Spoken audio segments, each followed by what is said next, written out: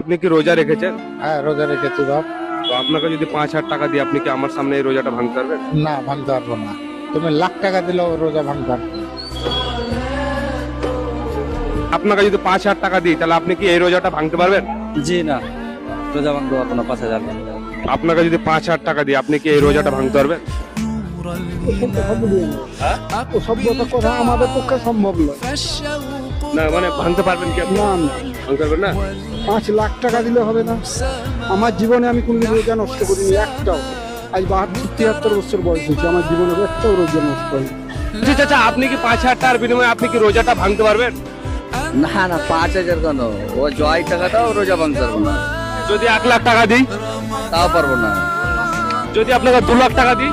2 লাখ কেন? তুমি 5 কোটি টাকা দিলেও রোজা ভাঙতে পারবো না। রোজা ভাঙা জিনিস না। কেন কেন? বেগুন 40 টাকা কিলো। কেন রে? এটা আল্লাহর জন্য রেখেছি, আমায় আল্লাহকে খুশি করার জন্য। এটা টাকা তো মানে হাতের ময়লা। টাকা তো এনি টাইম আসতে পারে।